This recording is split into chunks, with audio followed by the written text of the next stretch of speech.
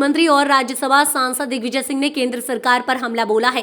दिग्विजय सिंह भोपाल स्थित मध्य प्रदेश कांग्रेस मुख्यालय में मीडिया से चर्चा कर रहे थे। उन्होंने कहा कि देश में लोकतंत्र का गला घोटा जा रहा है।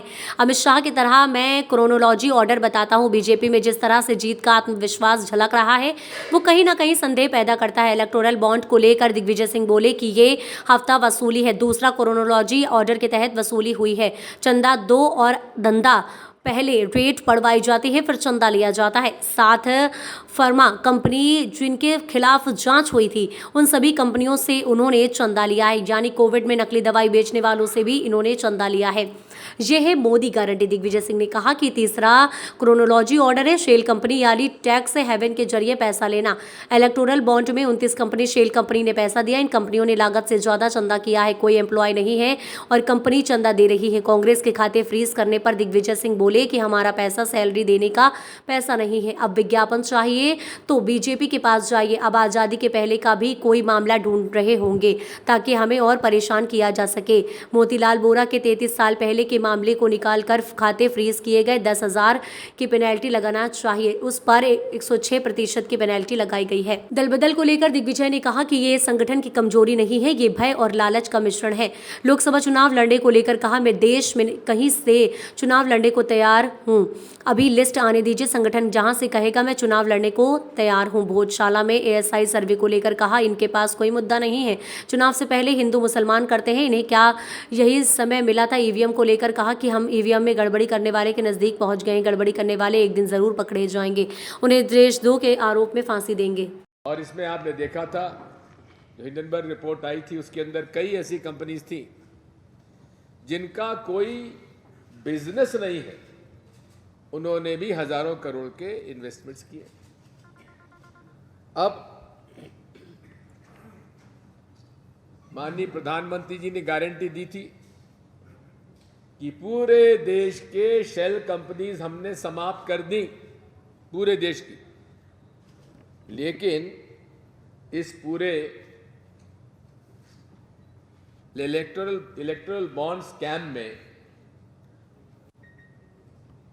29 कंपनियां ऐसी हैं जो शेल कंपनीज हैं, जिनकी जितनी पूंजी है उससे ज्यादा उन्होंने चंदा दे दिया। कर्मचारी कोई है नहीं और चंदा सैकड़ों करोड़ में दे दिया, वो भी लिस्टेड है। ये सारे डिटेल्स आज नेट पर अवेलेबल है। और ये वो है जिनमें से कि फाइनेंस मिनिस्ट्री खुद मोदी जी की सरकार ने 19 फर्जी कंपनियां जो शेल कंपनीज थी, इनको उन्होंने हाई रिस्क में डाला था of violating the prevention of money laundering act PMLA. तो ये इलेक्टोरल बॉन्ड्स की जो कथा है वो आपके सामने है। अब क्रोनोलॉजिकल ऑर्डर में नंबर 3 आता है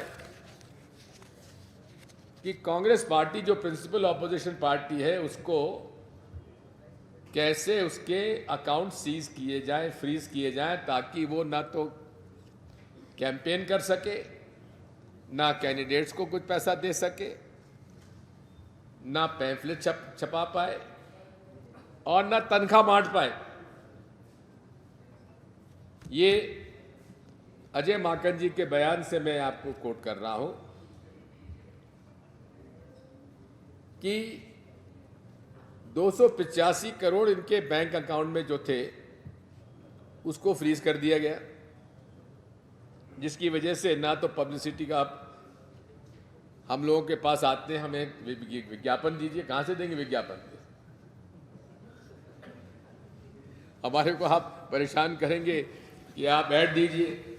अरे हमारा तो अकाउंट पूरा फ्रीज हो गया, आप विज्ञापन लेना भाजपा के पास जाइए। तो ये पहली बात। दूसरा, मोतीलाल जी वोरा जब